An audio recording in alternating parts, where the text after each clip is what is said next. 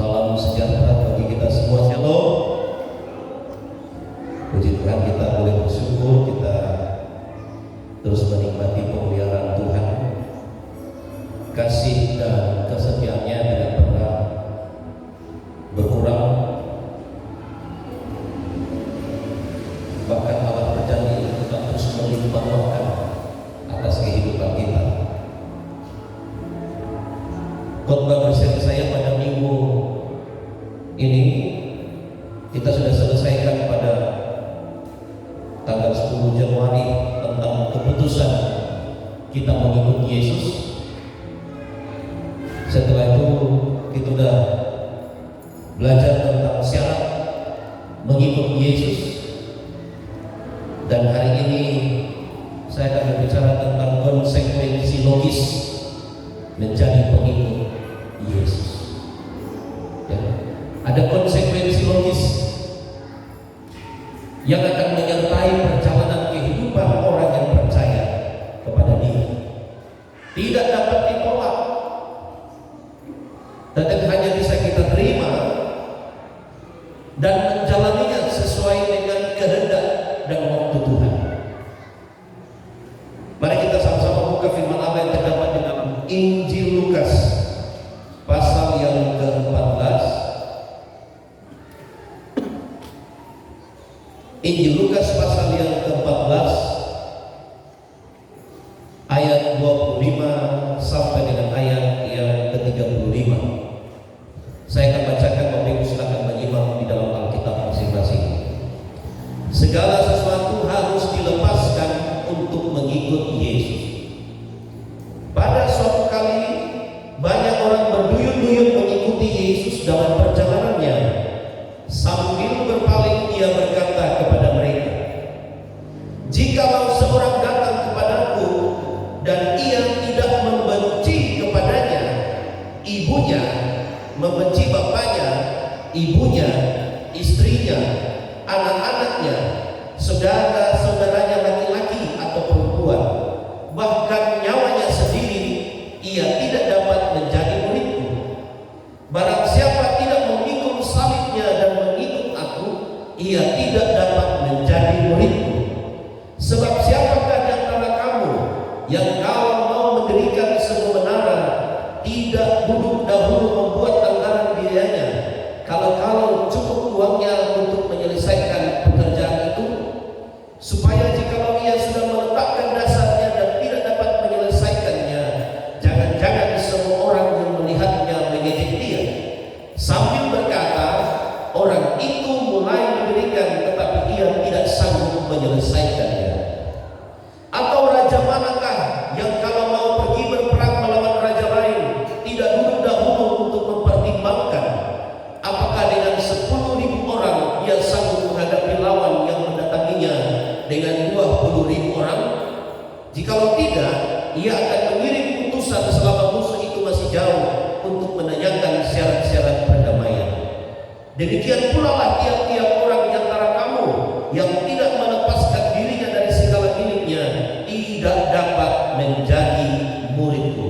Garam memang baik, tetapi jika garam juga menjadi tawar, dengan apakah ia diasinkan? Tidak ada lagi gunanya, baik untuk ladang maupun untuk pupuk, dan orang membuangnya saja.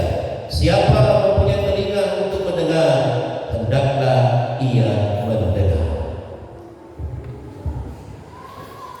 Kalau kita membaca firman Tuhan ini, maka kita akan terjerat dalam pengertian yang sederhana pada ayat yang ke-26. Yesus berkata kepada murid-muridnya, "Jikalau seorang datang kepadaku, datang kepada Yesus, mengikuti Dia, lalu menyatakan sikap untuk menjadi pengikut yang setia."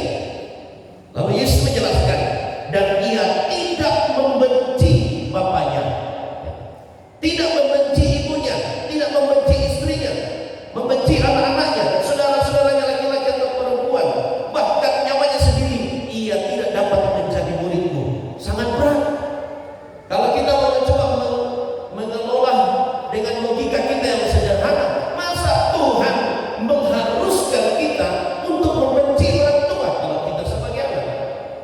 Masa Tuhan mengharuskan kita untuk membenci istri kalau kita sebagai suami? Masa Tuhan mengharuskan kita membenci saudara-saudara kita kalau kita adalah saudara laki-lakinya atau saudara perempuannya? Bukankah itu berlawanan dengan kasih? Bukankah itu bertabrakan dengan cinta? Bukankah itu bertabrakan dengan norma-norma yang sudah berlaku di dalam kehidupan kita, baik di dunia timur maupun dunia barat? Hubungan kekeluargaan harus dipertahankan karena mengaplikasikan kasih yang pertama itu harus terwujud di dalam lembaga yang terkecil, yaitu di dalam keluarga. Ketika kita mencoba mencerna penggunaan kata membenci dalam bahasa aslinya, di sini Tuhan menempatkan posisi bahwa jangan sampai kita lebih mengasihi keluarga kita, lebih mengasihi istri kita, lebih mengasihi suami kita, lebih mengasihi anak-anak kita, lebih mengasihi orang tua kita dibandingkan kita mengasihi Tuhan. Saya katakan kita memposisikan Tuhan menjadi prioritas yang kedua karena keluarga itu prioritas yang utama. Sementara kita harus belajar memahami sumber segala sesuatu bukan datang dari keluarga, tapi datang daripada Tuhan. Iman yang tulus, iman yang murni adalah memposisikan Tuhan di atas segala-galanya. Bukan berarti kita mengurangi kualitas cinta, kualitas kasih kita kepada istri, kepada suami, kepada anak-anak dan orang tua. Tidak. Tuhan menghendaki cinta yang tulus dan murni kita persembahkan kepada Tuhan lebih di atas segala. Jangan terjebak dengan penggunaan kata benci. Bukankah justru Tuhan mempunyai rancangan? Kalau satu rumah dalam satu rumah diselamatkan, maka seisi rumahnya pasti akan diselamatkan. Bagaimana kita bisa menyatakan kasih, memberitakan firman, menjadi berkat, menjadi teladan bagi saudara-saudara kita dalam rumah, kalau kita mengartikan membenci ini benar-benar memposisikan sebagai orang yang tidak suka kepada keluarga? Tidak bisa. Jadi pengertian kata membenci ini adalah jangan sampai keluarga kita lebih kita cintai dan kita kasihi dibandingkan Tuhan yang menjadi sumber kehidupan bagi kita. Saya tidak akan banyak membahas di situ karena saya berjanji untuk tidak terlalu lama. Mengambil keputusan untuk mengikuti Yesus adalah sebuah keputusan yang mulia. Jadi Bapak Ibu semua dikategorikan sebagai orang-orang yang mulia dalam pemandangan mata Yesus Kristus. Diposisikan sebagai orang-orang yang sudah berharga, sangat berharga di hadapan Allah, karena sudah mengambil keputusan untuk mengikuti Dia sebagai Tuhan dan Juru Selamat, sebagai satu-satunya jalan menuju kepada surga yang kekal, sebagai satu-satunya hakim yang adil yang akan menghakimi semua umat di muka bumi ini, satu-satunya Allah yang menjadi manusia berdasarkan kalimat, berdasarkan firman-Nya, kalimatullah, Dia telah menjadi daging hanya untuk menggenapi firman-Nya sendiri yang sudah tercatat dalam kitab perjanjian lama. Betapa hebatnya Tuhan. Ya. Karena kita sudah mengambil keputusan, saya dan Bapak Ibu sekalian adalah orang-orang yang sangat mulia dalam pemandangan mata Tuhan. Orang mungkin akan menganggap kita satu kebodohan. Alkitab memang sudah bilang, ya, yang menerima Yesus mengabarkan salib itu adalah berita kebodohan bagi mereka, tetapi itu adalah berita sukacita bagi kita. Bukan karena melihat simbol dari salibnya, tetapi makna dari salib itu adalah menghantarkan karya atau misi yang agung daripada Allah untuk menggenapi semua tuntutan hukum Taurat. Ada dua agama yang berafiliasi pada hukum Taurat. Ada tiga, ya, Kristen, Yahudi, dan Islam. Semua berpaut kepada hukum perjanjian lama. Nah, yang menjelaskan dengan detail tentang pengenapan hukum pada perjanjian lama adalah Alkitab yang dipegang oleh orang Kristen, yang dipegang oleh orang Katolik, Kristen Ortodoks. Ya, kita adalah orang-orang yang berbahagia, kita adalah orang-orang yang mulia dalam pemandangan mata Tuhan. Ya. Sebab itu, kenapa sampai kita mulia? Kenapa sampai kita berharga di pemandangan mata Tuhan? Hargai nilai yang sudah diberikan oleh Tuhan bagi kita. Hargai predikat yang Tuhan berikan bagi kita sebagai orang yang mulia dalam pemandangan mata Tuhan. Kenapa sampai mulia? Sebab keputusan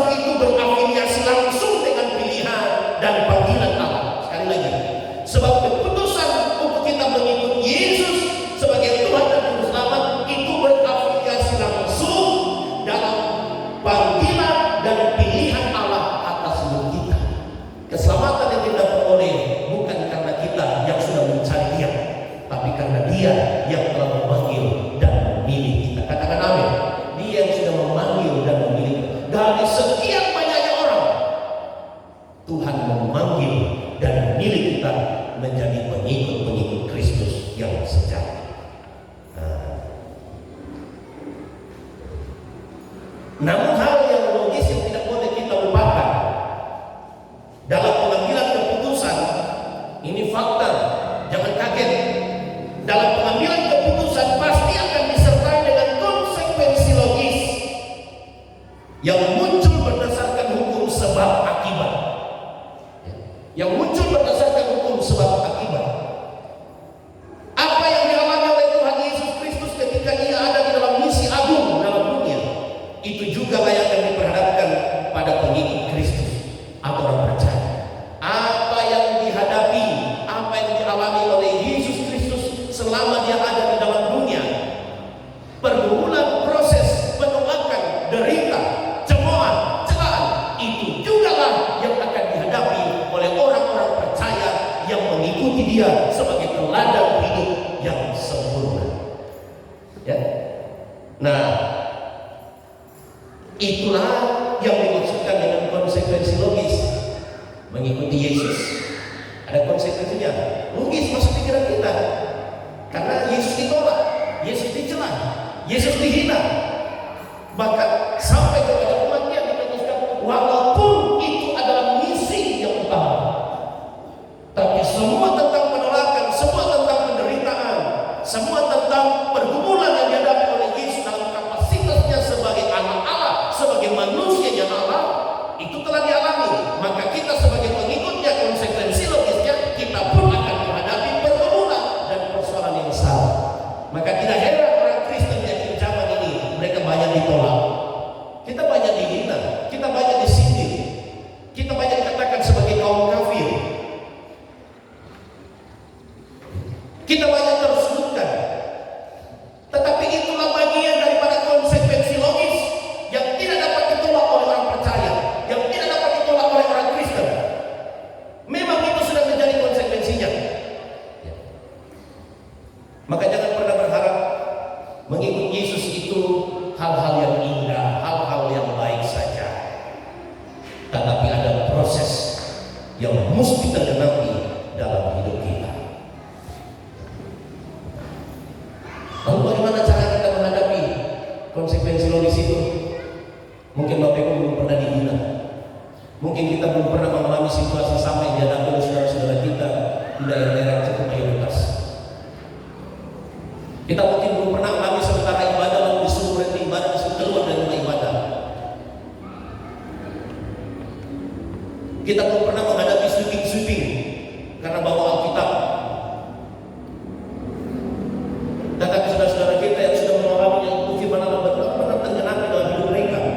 Sebelum itu terjadi, jauh sebelumnya Tuhan sudah menuliskan, Tuhan sudah menjelaskan bagian daripada konsekuensi sebagai pengikut Kristus. Dan salah satu yang tidak dapat kita mengerti, Tuhan terus mengingatkan pengikutnya, Tuhan terus memperingatkan orang percaya, jangan ambil haknya Tuhan untuk membalas. Tuhan terus memposisikan ajaran nilai kebenaran yang jauh daripada ajaran-ajaran agama lain. Ampuni musuh, doakan musuh, berkati mereka.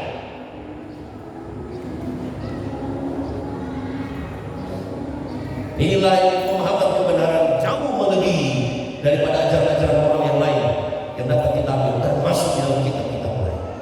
Jadi saudara-saudara yang diberkati oleh Tuhan, konsekuensi logis yang akan dan harus tergenapi dalam hidup orang percaya ada dua. Dengarkan baik, konsekuensi logis yang akan terjadi dan harus kita hadapi dalam kehidupan kita, baik di dalam dunia sekarang ini maupun di masa-masa yang akan datang. Mungkin terjadi pada anak kita, mungkin terjadi kepada cucu-cucu kita, generasi-generasi kita selanjutnya. Tetapi jangan menjadi lemah, jangan menjadi putus asa. Itulah penggenapan firman, dan itu memang adalah konsekuensi bagi pengikut Kristus yang mengasihi dan mencintai Dia.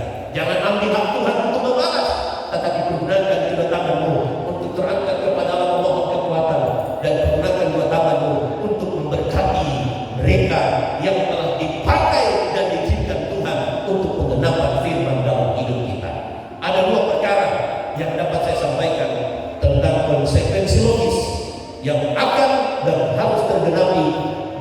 hidup orang percaya. Satu, kita lihat dalam Matius pasal yang kelima. Kita lihat ajaran Yesus ya, ajaran yang sungguh-sungguh, di mana kita belajar untuk mencoba menelaah dan mengerti. Matius pasal 5 ayat 10 dan sampai dengan ayat yang ke-12. Konsekuensi logis yang pertama yang disampaikan oleh Yesus sendiri ketika dia berkhotbah di bukit. Ayat 10 berkata begini, berbahagialah orang yang dianiaya oleh sebab kebenaran, karena merekalah yang mempunyai kerajaan surga. Ayat 11, berbahagialah kamu jika karena aku, jika karena Yesus, jika karena Yesus Kristus kamu dicela dan dianiaya dan kepadamu difitnahkan segala yang jahat. Bersukacitalah dan bergembiralah, karena upahmu besar di surga, sebab demikian juga telah dianiaya nabi-nabi yang sebelum kamu.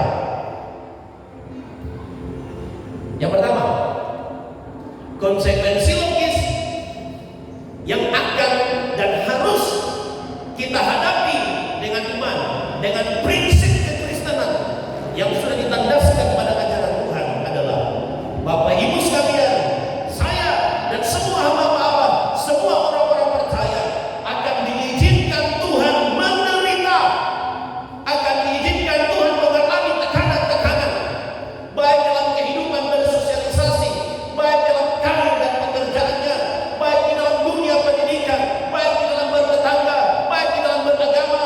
Anda akan mengalami tekanan, akan mengalami penderitaan, akan mengalami kesusahan, akan mengalami penolakan. Tetapi Tuhan berkata, dari balik penderitaan itu ada kebahagiaan yang Tuhan sertakan bagi kita. Katakan amin. Ada kebahagiaan.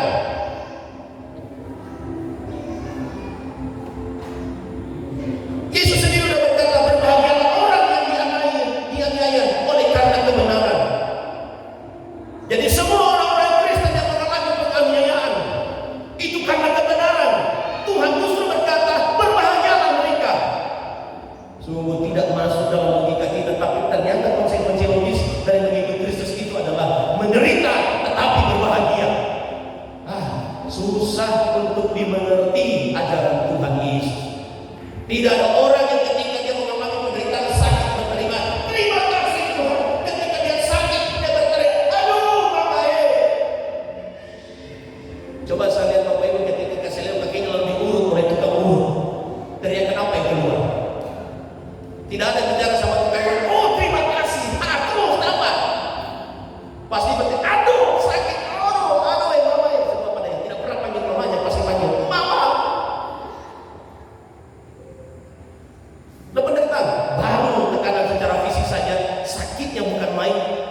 Reaksi yang muncul dari penderitaan, reaksi yang muncul dari tekanan, reaksi yang muncul dari penolakan adalah ego manusia akan tampil mewakili perasaan hatinya untuk berkata, wah saya tidak mau menderita terus, wah saya tidak mau susah.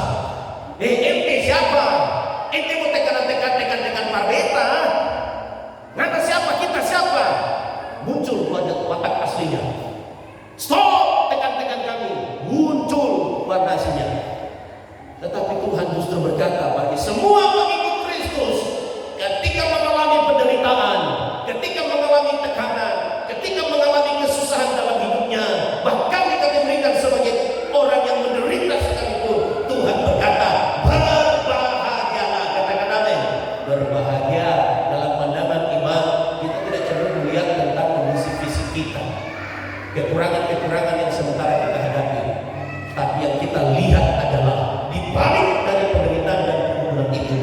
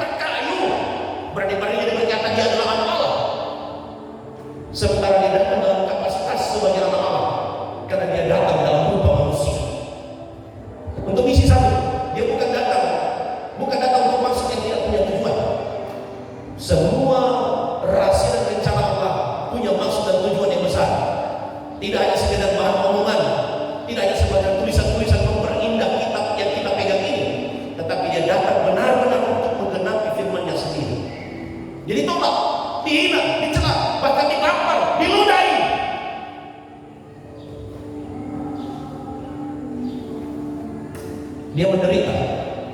Ingat, dalam unsur kemanusiaannya dia sangat menderita. Tetapi di dalam penderitaannya itu,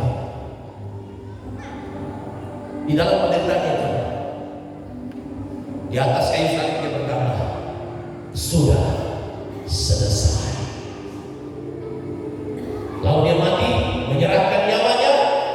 Dia mati. Yang mati mana? Bukan Tuhan yang ada dalam diri Yesus. Tuhan gak mungkin mati karena dia sumber kehidupan. Masa sumber kehidupan akan mati? Tidak mungkin. Tetapi manusianya Allah, tubuhnya Allah, bodinya Allah. Hanya satu tubuhnya Allah, bodinya Allah. Itulah Yesus Kristus yang diizinkan mati di atas kayu salib supaya tuntutan hukum Taurat semua terarah kepada tubuhnya, terarah kepada badannya, terarah kepada kemanusiaannya, karena dia menanggung segala dosa, kutuk dan sebagainya. Kenapa harus ada yang mati? Bukankah karena satu orang Adam semua manusia jatuh dalam dosa, tetapi karena satu orang, itulah manusia Yesus Kristus, semua dosa manusia dihapuskan. Kemudahan pengajaran Tuhan. Tapi ketika dia sudah mengatakan sudah genap, dia turun lalu dia bangkit, dia sangat berbahagia. Allah sangat bersukacita karena manusia telah terlepas dari kutuk dosa, manusia telah terlepas dari penderitaan, manusia telah terlepas dari tekanan-tekanan dosa yang membuat mereka menderita oleh karena dosa. Tuhan berbahagia, Tuhan bersukacita karena manusia pada akhirnya punya hubungan yang baik lagi dengan Dia. Manusia tidak menjauh lagi daripada Allah, tetapi manusia dipanggil oleh Tuhan untuk mendekat kepada Dia melalui jalan salib Kristus itu. Yesus menderita ketika dia memenuhi segala nubuatan-nubuatan dalam kitab Perjanjian Lama, tetapi pada akhirnya dia berbahagia karena manusia menjadi pengikut Dia. Begitu juga kita manusia menderita, ditolak, dihina, ada satu konsekuensi. Lalu pada akhirnya kita mengalami kematian. Ada banyak orang percaya bahwa Kristen yang mati syahid. Ya. Mereka mati syahid, mati karena mempertahankan iman. Yesus berkata di situ dalam ayat 10, ayat 11, ya, berbahagialah kamu jika karena aku kamu dicela, hanya karena Yesus yang telah anda akui sebagai Tuhan dan Juru Selamat. Lalu anda dicela, siapapun mereka, termasuk keluarga mungkin sekalipun, orang yang anda cintai lalu mencela anda, dianiaya, difitnahkan segala yang jahat. Bahkan kita berkata sampai engkau meregang nyawa. Tuhan Yesus berkata berbahagialah kamu. Kenapa Yesus berkata kepada semua orang Kristen yang menjadi pengikut Kristus, menderita, sakit, ditolak, dihina, dicela, bahkan dibunuh, mati syahid? Tuhan berkata berbahagialah kamu karena upahmu besar di surga. Kebahagiaan apa yang kita alami? Firman yang merupakan perkataan Allah tergenapi dalam hidup kita. Firman bukan hanya perkataan manusia biasa, tapi perkataan Tuhan yang memotivasi kita untuk kuat menghadapi badai penderitaan. Tidak ada satu pun orang percaya yang mati meregang nyawa karena mempertahankan imannya. Mereka sedang mati bergeluh kesah, tapi mereka justru berani menghadap maut itu karena ada warna kebahagiaan yang Tuhan sudah pancarkan dalam pandangan ilahi, dalam pandangan Tuhan mereka. Maka mereka siap. Kita kan heran betapa berarti mereka mati sebagai orang percaya. Kalau kita berpikir kalau ada kesempatan untuk kita pakai langkah 1000 lari meninggalkan, kita akan berpikir, tapi kenapa semua orang yang diizinkan Tuhan, warna kebahagiaan itu sudah nampak dalam hidup mereka, mereka berani menghadapi. Kita tidak pernah mengutuk saudara-saudara kita, kita tidak pernah menghakimi mereka karena hak pembalasan, hak penghakiman adalah milik Tuhan.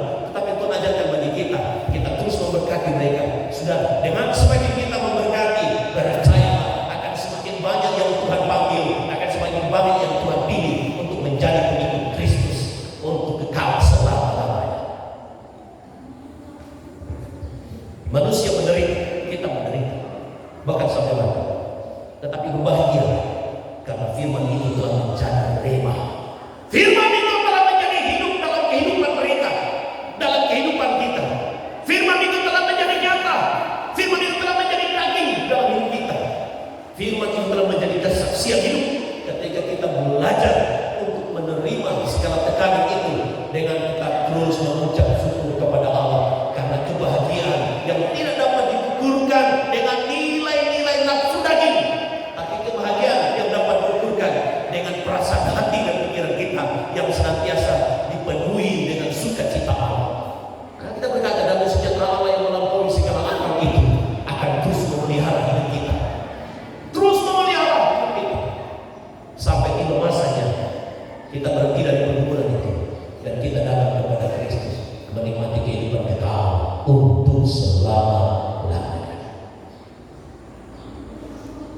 Jadi konsekuensi logis yang pertama sebagai pengikut Kristus adalah Anda mungkin menderita. Silakan Anda mencoba mencerna, mendefinisikan menderita itu dalam pengalaman hidup kita sehari-hari.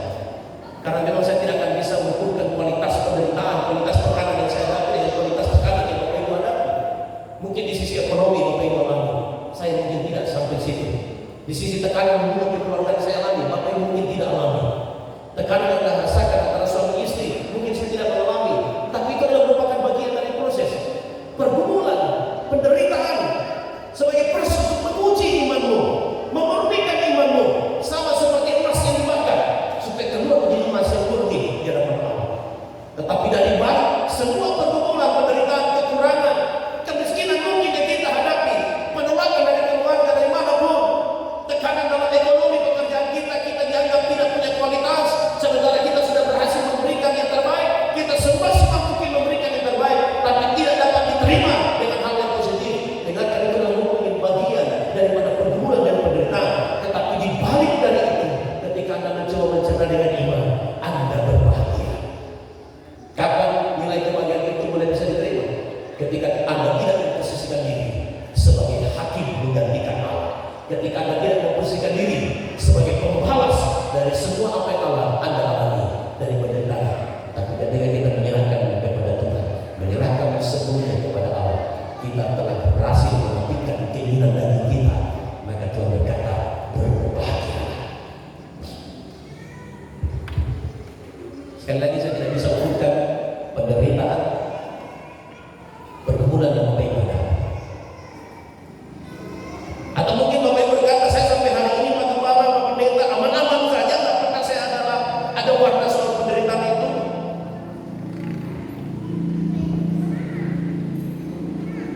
Tapi ingat, Tuhan pasti akan membuat mulut kita bersaksi tentang betapa hebatnya Yesus, tidak hanya soal keberkatan, tapi betapa hebat dan besarnya Tuhan ketika kita berada di dalam pergumulan hidup.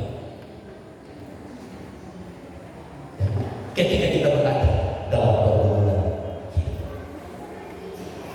Itu yang pertama, berbahagialah, berbahagialah. Orang yang berkata, orang Kristen itu ajarannya menderita, berbahagialah. Sampai saya sempat ada baca, kalau sampai orang Kristen menerapkan hukum mengampuni, memaafkan, berdamai, maka Indonesia tidak akan bisa merdeka dari penjajahan. Kok konteksnya diarahkan ke situ? Karena mau perang, mana orang Kristen berani tenteng senjata pergi berperang, membunuh, takut, masuk dosa. Alkitab berkata, ampuni penjajah, ampuni mereka. Dia katakan, tidak akan mungkin bisa merdeka.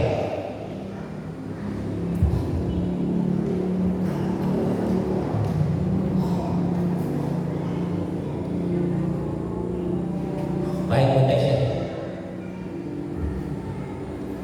Ya. Saya tanya, adakah Bapak Ibu yang sudah pernah mengalami penderitaan? Atau saat ini sebentar mengalami penderitaan? Ya, mungkin konteksnya beda, frekuensi pergumulan itu beda, ya.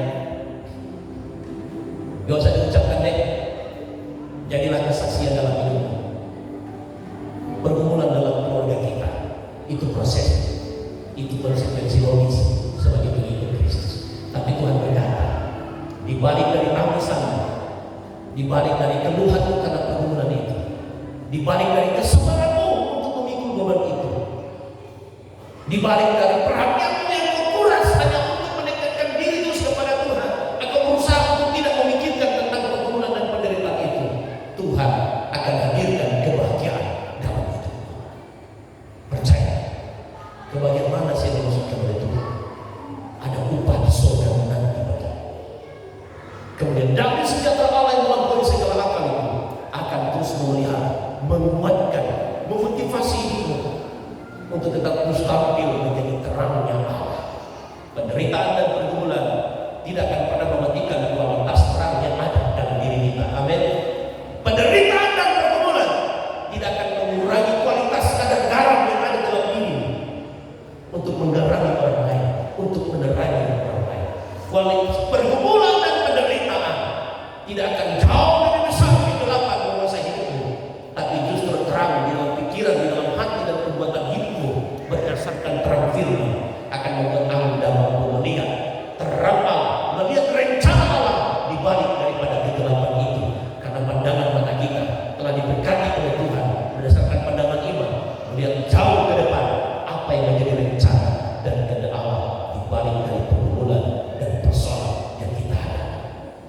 waktu jangan berkeluh kesah.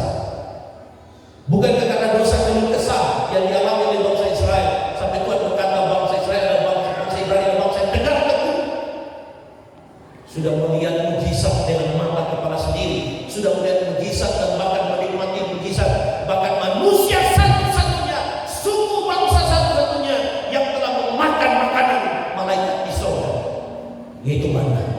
Satu-satunya. Kita jangan pernah bersaksi saya pernah makan roti dari surga. Kalau secara fisik kita nggak pernah makan, tapi secara iman roti dari surga mana itu berbicara tentang firman Allah. Sampai hari ini masih ada dalam tabut Allah tongkat Harun dan mana disimpan di dalam tabut Allah. Kalau sudah lengkap semua alat-alat perkakas yang ada di dalam baik Allah, baik suci akan didirikan, maka sudah tiba saja persiapan, tiba saatnya Tuhan akan datang di atas awan-awan menjemput para setia-setianya yang berhasil bertahan sampai mau datang menjemput Dia. Jadi yang pertama Bapak Ibu yang diberkati oleh Tuhan, hai pengikut-pengikut Kristus yang Anda benar-benar menyadari bahwa itu adalah panggilan dan pilihan Allah dalam hidupmu. Untuk sementara waktu, sesudah waktu Tuhan Anda akan menghadapi menderita, pergumulan akan hidup, tapi Tuhan berkata, berbahagialah orang yang dianiaya oleh karena kebenaran, karena mereka lah yang mempunyai kerajaan surga. Surga akan jadi jaminan. Berbahagialah kamu jika karena aku, jika karena Yesus kamu dicela dan dianiaya dan kepadamu difitnahkan segala yang jahat. Bersukacitalah dan berbahagialah karena upahmu besar tersebut. Maka kita harus bersyukur kepada orang-orang yang Tuhan tentukan untuk menjadi alat. Apakah itu dari Tuhan atau kuasa gelap untuk membuat kita menderita? Karena dari perbuatannya, karena dari sikap penolakannya, karena dari tekanan dilahirkan oleh orang-orang itu atau kelompok itu atau apapun mereka membuat kita tertekan. Alkitab berkata kita harus berkata bersyukur karena kita sementara tergenapi firman Allah dalam hidup kita. Tuhan pakai mereka supaya kita benar-benar tergenapi. Firman itu menjadi hidup dalam kehidupan kita sehari-hari. Tidak hanya sekedar perkataan yang kosong nyaring dunia, tapi firman Kristus, firman Allah yang tertulis dalam Alkitab benar-benar harus tercatat dalam hidup kita. Yang kedua, sudah tidak kan? Oke ya, yang kedua, haleluya, orang Kristen pikirannya menderita, tapi bukan berarti setiap ketemu Pak Gembala sakit badanku, Pak Gembala kekurangan, Pak Gembala supaya Pak Gembala tahu saya menderita di rumah. Ya, definisikanlah sendiri. Kalau hatimu tertekan atau tidak tenang, sudah proses. Yang kedua kita baca Matius pasal 5 ayat yang ke-48. Konsekuensi logis yang kedua yang akan dan harus tergenapi dalam hidup orang percaya. Selain yang pertama Anda menderita, dianiaya, dicela, difitnah, bahkan sampai kematian, karena orang yang ditentukan untuk mati syahid. Tetapi Tuhan berkata berbahagialah kamu karena kau dikategorikan sebagai orang-orang yang menggenapi firman Allah. Yang kedua, konsekuensi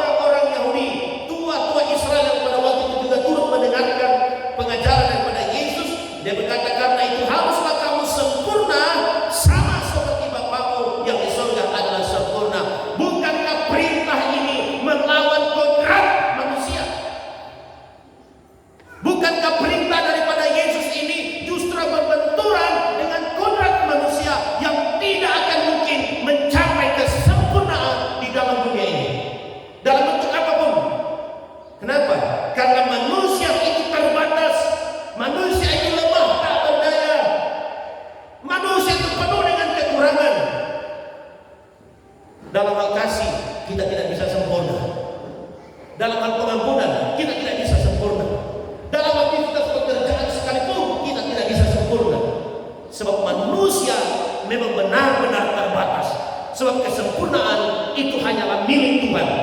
Tetapi kenapa Yesus berkata kepada kita, karena itu haruslah kamu sempurna, sama seperti Bapamu yang di surga adalah sempurna. Kesempurnaan apakah yang dimaksudkan oleh Tuhan di sini? Sempurna apa? Kita sebagai suami tidak bisa sempurna di pemandangan mata istri. Kita sebagai istri tidak bisa sempurna di pemandangan mata suami. Kita orang tua tidak bisa sempurna di pemandangan mata anak-anak. Anak-anak pun tidak bisa sempurna di pemandangan mata kita sebagai orang tua. Pimpinan perusahaan tidak bisa sempurna bagi kita sebagai karyawan. Pimpinan tidak bisa melihat kesempurnaan yang ada pada karyawan yang harus dipertahankan dan diminta. Relasi kerja kita tidak bisa kita tuntut kesempurnaan, karena kita manusia yang terbatas. Kita diciptakan dari debu dan tanah. Tetapi yang spektakuler pada hidup kita itu adalah nafas kehidupan. Karakteristik yang kita miliki itu adalah karakter daripada Allah. Tetapi kita tidak sempurna sama seperti ini.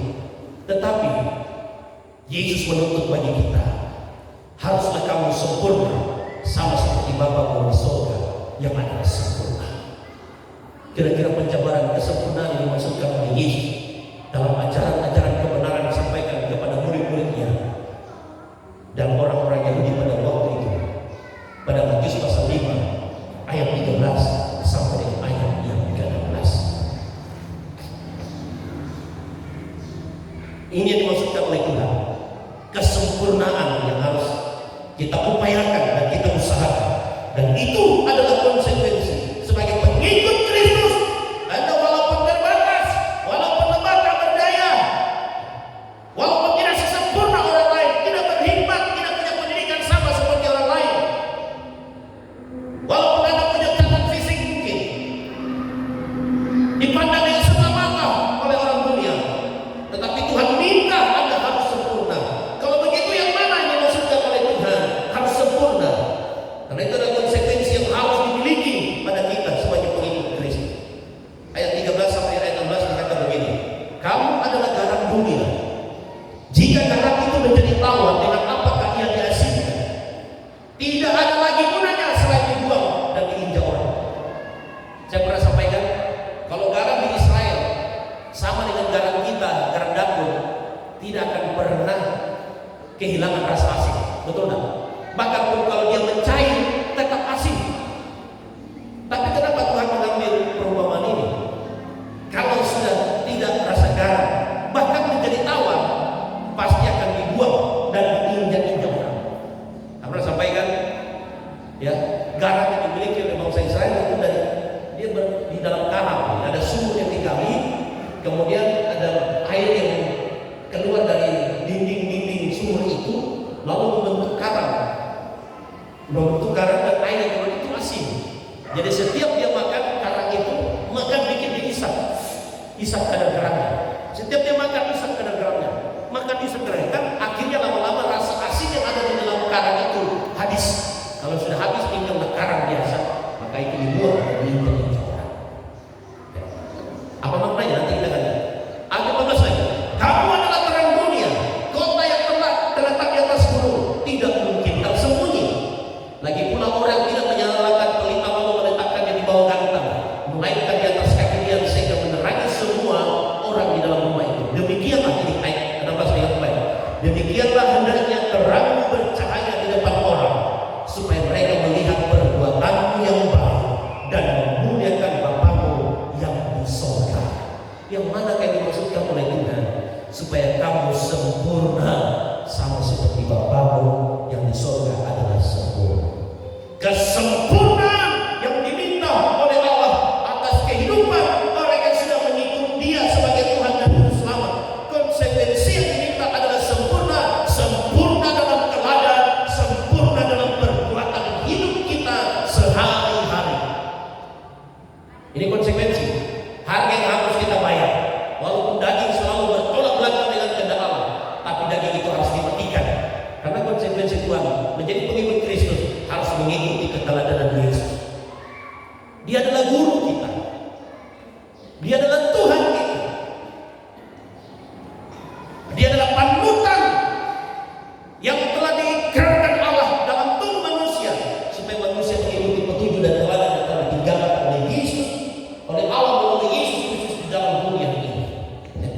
sempurna dalam teladan dan perbuatan. Oke, aplikasinya seperti apa? Kesempurnaan apa yang Tuhan inginkan bagi kita? Kita menjadi teladan, kita menjadi contoh pengikut Kristus. Karena kita sudah memiliki teladan dari Yesus, maka kita pun harus meninggalkan jejak dan teladan bagi orang-orang yang belum percaya kepada Yesus. Ayat 23 dan ayat 24 Matius pasal 5. Yang pertama, penjabaran dari terbatas lemah tak berdaya namun harus sempurna. Aduh, Tuhan punya, kita sudah menderita, dikatakan berbahagia. Kita sudah lemah tak berdaya, tapi harus sempurna. Ajaran dari Yesus Kristus benar-benar ajaran tidak dapat digolong dengan logika saja, tapi harus dijalankan dengan iman. Ayat 23 sampai ayat 24. Teladan dalam perbuatan yang mana? Yang dimaksudkan Tuhan yang harus sempurna. Sebab itu jika engkau mempersembahkan persembahanmu di atas mezbah dan engkau teringat akan sesuatu yang ada di dalam hati saudaramu terhadap engkau, tinggalkanlah persembahanmu di depan mezbah itu dan pergilah berdamai dengan saudaramu, lalu kembali untuk mempersembahkan persembahan itu. Keteladanan apa yang harus sempurna yang harus kita praktikkan dalam hidup kita? Hiduplah dalam perdamaian. Hidup dalam perdamaian. Berupayalah untuk tidak menjadikan diri kita sebagai lawan dari orang yang kontra dengan kita. Usahakanlah kita tidak berada di seberang untuk menjadi penghambat bagi orang lain, tapi usahakanlah untuk kita hadir memberikan rasa nyaman, hadir untuk memberikan rasa tenang bagi orang lain. Karena itu yang dituntut oleh Tuhan untuk menjadi sempurna dalam perbuatan dan teladan hidup kita adalah di mana orang percaya ada, di situ pasti akan ada kedamaian. Amin. Tapi harus dimulai dalam keluarga kita.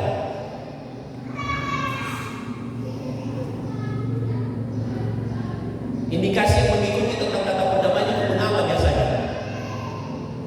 Berani mengalah tak? Berani sabar tidak? Berani untuk mendekati personal kita. Siap tidak berharga diri, dikorek-korek, tapi kita bisa mengampuni dia hanya karena satu tujuan, berdamai. Kenapa Tuhan tuntut sempurna? Semua orang percaya harus lahir dalam hati dan pikiran yang menciptakan perdamaian. Karena Allah dalam tubuh manusianya telah menyempurnakan perdamaian itu di atas kayu salib. Maka semua orang percaya yang tidak punya kekuatan kapasitas untuk melahirkan perdamaian dalam hidupnya, ketika dia memandang kepada salib, ketika dia mengikuti Kristus dengan setulus-tulusnya, dia mampu menghadirkan perdamaian. Karena perdamaian dari salib Kristus itu mengalir dalam hati dan pikirannya yang dapat dituangkan dalam perbuatan hidup yang nyata. Salib yang berkekuatan. Jangan dengarkan cobaan, nasihat-nasihat manusia, karena Anda pasti akan menentukan Anda saja belum beres, Anda saja belum sempurna. Tapi lihatlah kepada salib itu. Salib itu adalah perdamaian yang sempurna. Salib itu adalah sumber perdamaian bagi kita. Bukan karena dari salib itu secara vertikal dia telah mengadakan perdamaian antara Allah dengan manusia. Bukan karena salib secara horizontal dia telah memperdamaikan antara manusia dengan manusia. Hanya salib yang menghubungkan kita untuk hidup dalam perdamaian, dan salib itu sempurna. Maka dia berkata, sudahlah benar, sudah selesai. Semua yang tercatat dari lahir sampai matinya di atas kayu salib dalam kitab pembuatan perjanjian lama telah digenapi semua di atas kayu salib, hanya untuk memperdamaikan antara Tuhan dengan manusia, supaya ada hubungan yang indah sama seperti Adam dan Hawa dengan Allah di tanah ini. Suasana sukacita. Lalu suasana sukacita karena kita sudah ada perdamaian yang lama, di mana kita? Di dalam hadirat Tuhan. Di dalam hadirat Allah, ketika Anda berdoa, ketika Anda beribadah, ada sukacita dan sejahtera. Suasana surga turun dalam hati, dalam hidup, seperti yang dialami Adam dan Hawa di taman ini. Hiduplah dalam perdamaian. Sebisa-bisanya usahakanlah untuk berdamai. Alkitab berkata, bawa persembahan di atas mezbah, korban Allah. Lalu kemudian ada persoalan yang belum diselesaikan. Tinggalkan dulu persembahan itu, berdamai dulu dengan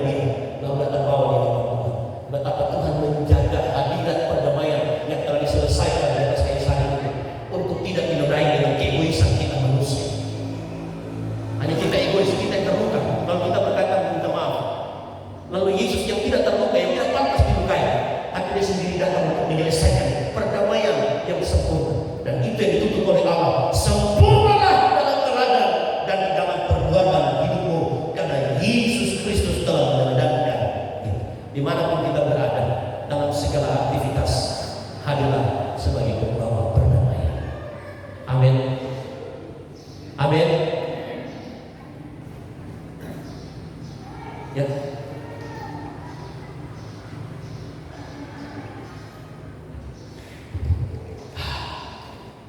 Yang kedua, sempurna di mana?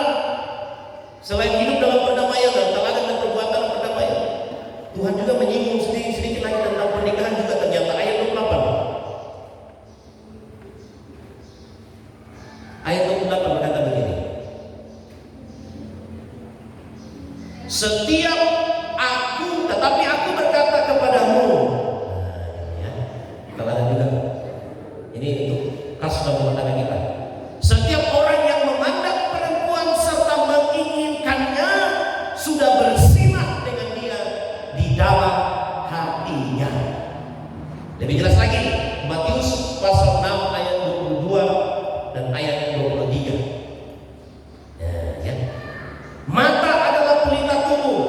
Jika matamu baik, teranglah seluruh tubuhmu. Jika matamu jahat, gelaplah seluruh tubuhmu. Jadi jika terang yang ada padamu gelap, betapa gelapnya kegelapan itu. Ajaran yang kedua. Kenapa Tuhan menyasar lagi tentang pernikahan, tentang keluarga?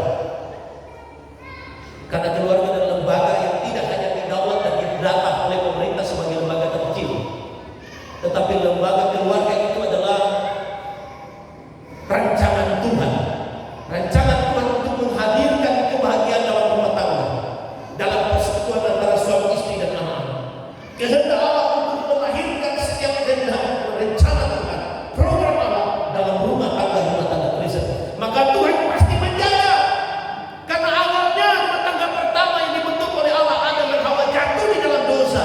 Maka Tuhan akan terus menjaga setiap rumah tangga Kristen itu supaya tidak terhilang dari segala kehendak dan rencana Tuhan ketika dia membentuk rumah tangga itu, dengan diawaskan untuk sempurna dalam teladan dan perbuatan hidup teraplikasi dalam keluarga. Apa yang dimaksudkan oleh firman Tuhan pada ayat yang ke-28? Dia berkata begini, sekali yang baca. Tetapi aku berkata kepadamu, setiap orang yang memandang perempuan serta menginginkannya sudah bersinah dengan dia dalam hatinya. Jangan rancangkan niat hati yang jahat untuk memporak-porandakan hubungan pernikahan yang kudus dan suci di hadapan Allah. Hanya karena kita menggunakan dalam Matius pasal 6 ayat 23, menggunakan mata kita untuk melihat sesuatu yang melahirkan keinginan daging dan mendatangkan dosa. Sempurna untuk menjaga keutuhan rumah tangga kita. Yang sudah pernah gagal, jangan terulang lagi. Belajar dari pengalaman hidup yang sudah kita lewati. Tuhan memberikan kita akal budi, Tuhan memberikan kita hikmat untuk belajar membenahi diri.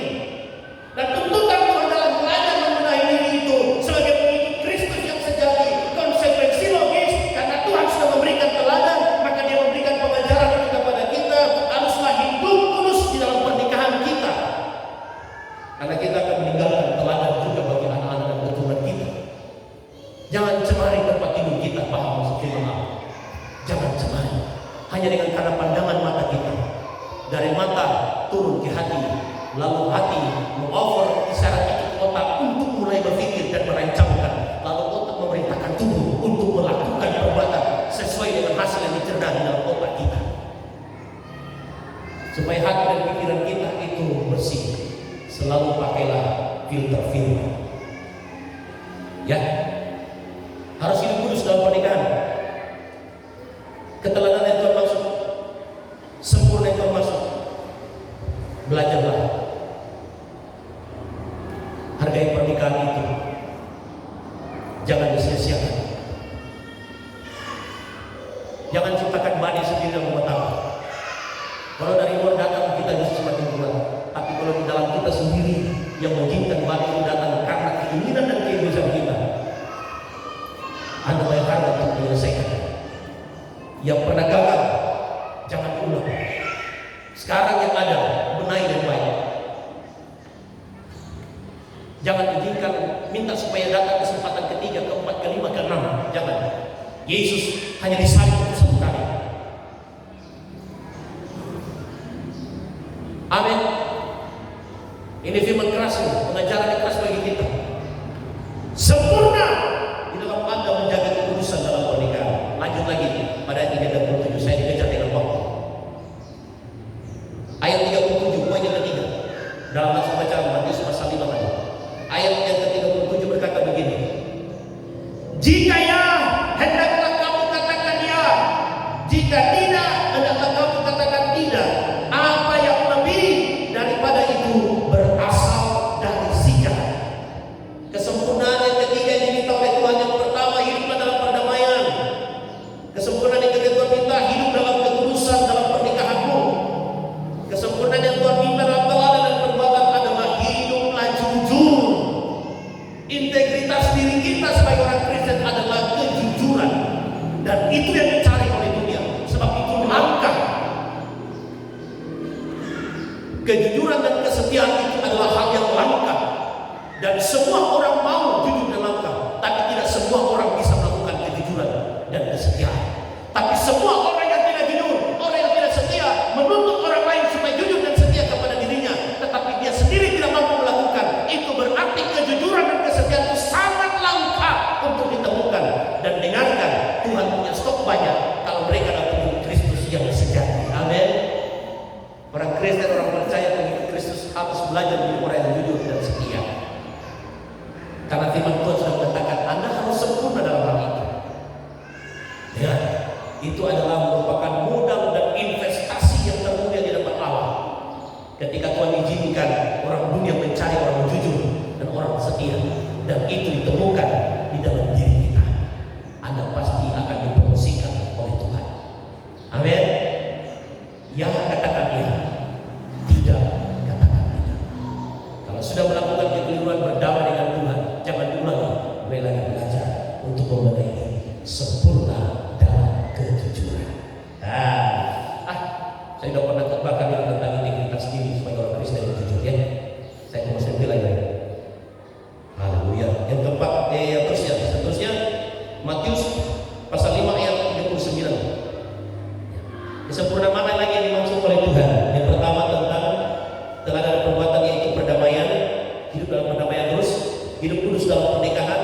Kemudian teladan dalam perbuatan kita harus sempurna, itu hidup jujur. Jujur aja. Saya seringkali jujur sama istri saya, walaupun ini kadang-kadang menyakiti hatinya. Contohnya, Pak, alis ini sudah seimbang, Pak.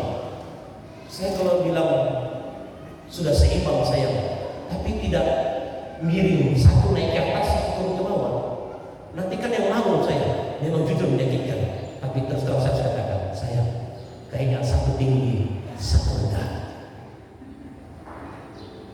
Bapak ini Bapak, dia marah saya. Tapi dengan kejujuran membuat dia merubah dan memperbaiki supaya tampilan menjadi lagi baik. Saya pernah jujur sama istri saya. Saya mau sampaikan, takut dia marah, tapi saya harus jujur. Rambutmu bagus, tapi agak kering sedikit. Kalau dia buka, dia foto dari samping, dia suruh, Pak, foto di belakang. Bagaimana rambutmu? Saya jujur. Dia suruh saya jujur, Pak, bilang aja. Saya kayak gorila. Bagaimana mau taruh? Kejujuran itu kadang-kadang membuat kita tidak berpikir, seharusnya kita pernah berharap. Kita berharap jangan mau bicara yang tolonglah lagu psikologis. Orang berkata dalam ajaran satu agama, jujur itu boleh, tidak jujur itu boleh, berbohong itu ada hal baik. Tapi ada beberapa poin. Jujur berdusta untuk kebaikan katanya. Tapi kalau kita berkata tidak ada embel-embel. Kalau ya, katakan ya. Kalau tidak, katakan tidak. Ajaran dari Yesus Kristus tidak ada semacam apa ya, abu-abu, ya tidak, dosa-dosa, kebenaran. Jujur itu mungkin menyakitkan, jujur itu kan mungkin akan menghalangi potensi Anda, jujur itu akan menghalangi Anda punya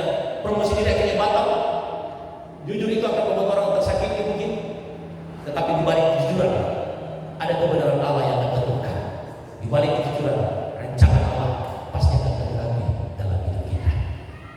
Ya, jujur aja deh. Kemudian yang ke-39 ayat 39 saya baca. Tetapi aku berkata kepadamu, janganlah kamu melawan orang yang berbuat jahat kepadamu, melainkan siapapun yang menampar pipi kananmu, berilah juga kepadanya pipi kirimu. Ada yang telah berhasil melakukan firman Tuhan ini?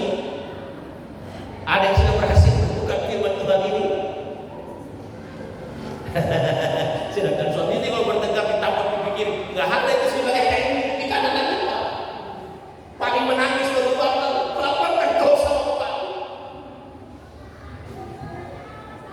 Tapi Tuhan berkata itu ajaran yang terlalu sempurna dan kita tidak akan sanggup melakukannya. Tapi Yesus telah memberikan keteladanan adalah, ya, janganlah kamu melawan orang yang berbuat jahat kepadamu. Jangan lawan.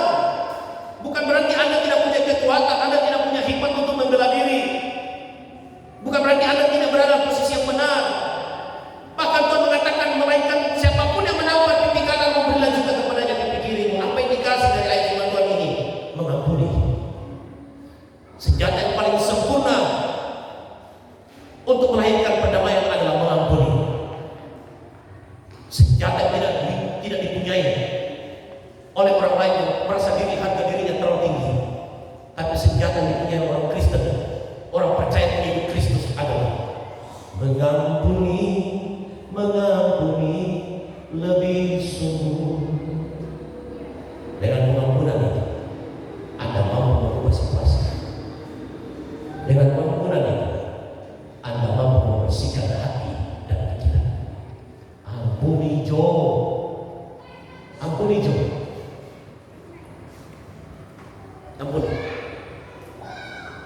Dengan pengampunan Anda mampu untuk menyimpan segala kekesalan hati demi untuk kebaikan yang akan datang. Coba dibaca lagi Matius pasal 6 ayat 14 dan 15. Karena jika kamu mengampuni kesalahan orang, Bapamu yang di surga akan mengampuni kamu juga. Tetapi jika kamu tidak mengampuni orang, Bapamu juga tidak akan mengampuni kesalahan. Semua kembali kepada Tuhan. Mengampuni, maka Tuhan juga akan memberkati kita. Tuhan juga akan mengampuni setiap dosa kita. Yang terbagi, ya, yang terakhir. Jadi sempurna dalam teladan dan perbuatan yang mana? Hidup dalam perdamaian, hidup kudus dalam pernikahan, hidup jujur, hidup mengampuni.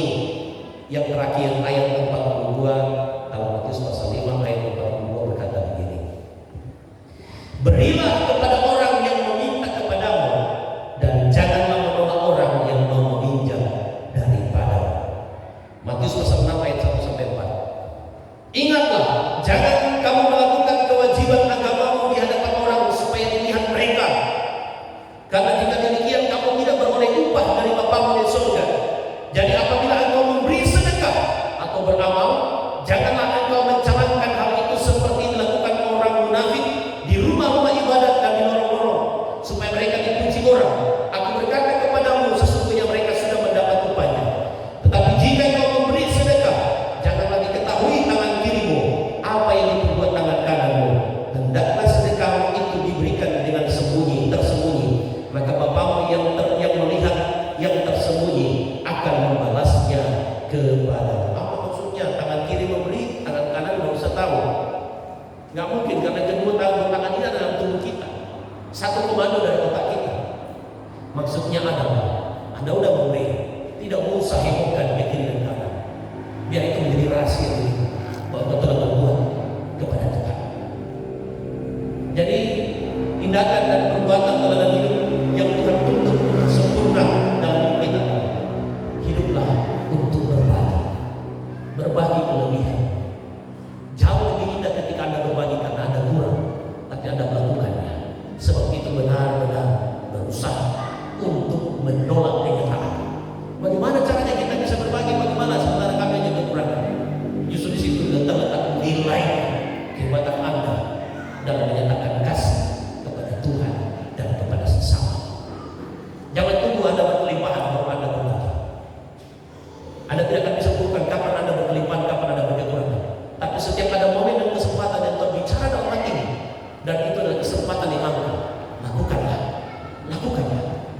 Dan ingat, dan yang tidak pernah Anda pikirkan dan rencanakan, justru Tuhan akan berbuat sebaliknya. Ya. Dan kalau kita berbuat, saya punya pikiran ini yang pernah ditanamkan oleh orang tua saya. Kita akan menjadi jemaat yang misionaris. Kita perlu pernah tahun depan kalau kita bikin Natal, kalau kita ada kumpul dana menjalankan masa, dana tercukup banyak, tolong alokasikan berapa persen untuk kita bawa ke panti asuhan. Saya udah ambil data tentang salah satu panti asuhan untuk anak Papua, dulu asli. Dia punya ketua Amos Seminar. Nah, anak mahasiswa kita sampai rumah melayani di situ. Dia bukan cabang sekarang dia nama. Saya lihat mereka punya makanan pokok itu adalah super mie dengan nasi dan sayur kangkung singkong yang tumbuh di sekitar. Saya tidak boleh hanya menjadi rencana dan visi yang utama bagi saya. Setiap ada momen dana terkumpul, kita akan mengalokasikan berapa persen untuk kita berikan bahan kebutuhan pokok bagi anak-anak Papua yang memang tidak punya ayah dan ibu. Terlantar, dia punya mimpi adalah untuk menjadikan anak Papua menjadi anak emas, karena mereka yang banyak terikat dengan lem-lem iron itu yang ditampung saja. Dan terima kasih untuk dia melalui yayasan ini, mereka tergerak untuk menampung orang-orang yang anak-anak yang terbiarkan. Dan gereja tidak boleh menutup mata, karena ibadah yang sejati adalah ketika kita hadir memberi bagi janda budaya dan piatu fakir miskin, termasuk orang-orang yang dalam bencana. Dan ini kita akan menggerakkan ke depan. Dan saya butuh jemaat Tuhan semua menjadi jemaat yang militan, yang tidak hanya geng-geng, tapi tidak akan berbuat, tapi kita akan bekerja bersama-sama. Ini waktunya kita berinvestasi di dalam Tuhan. Waktunya untuk kita berbuat, bukan waktunya untuk kita coba menyenangkan hati kita dan diri kita, tapi kita waktunya untuk menjadi berkat bagi banyak orang, supaya kita mengejar kesempurnaan dan keteladanan itu. Kiranya firman Tuhan ini menjadi berkat bagi kita semua dan menjadi motivasi bagi kita. Kita akan minggu depan kita akan lanjutkan lagi kepada poin-poin intinya tentang siapa itu Yesus yang sebenarnya sebagaimana kita harus mengikuti Dia. Saya sudah pemain musik single solid. Kita akan satu pujian.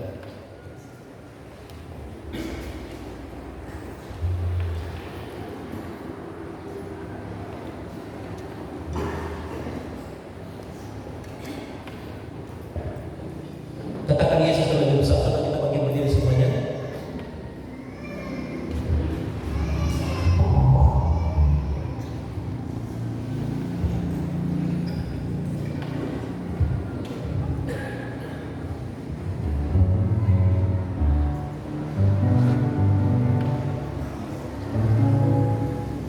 Yesus terlebih besar. Yesus terlebih besar di dalam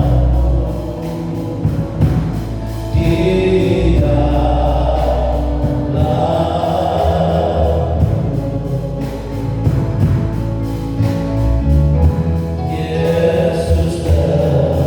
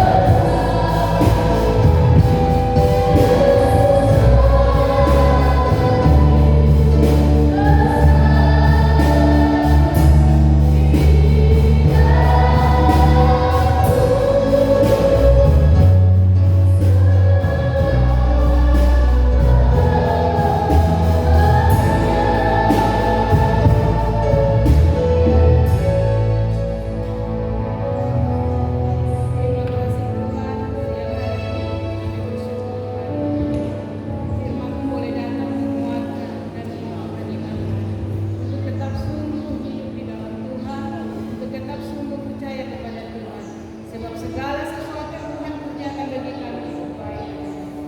Terima kasih Bapa, terima kasih. Memberkati kami jemaat Tuhan, semua yang sudah mendengarkan firman, menjadi kekuatan baru bagi kami semua, menjadi semangat yang baru, memotivasi kami untuk sungguh-sungguh hidup di dalam Tuhan. Sebab apapun yang bisa kami lakukan kalau kami hidup di luar Tuhan, dan apapun juga yang tidak akan pernah bisa memisahkan kami dari kasih.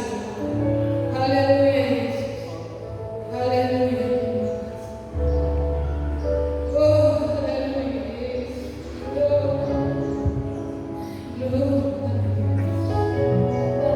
Haleluya Yesus.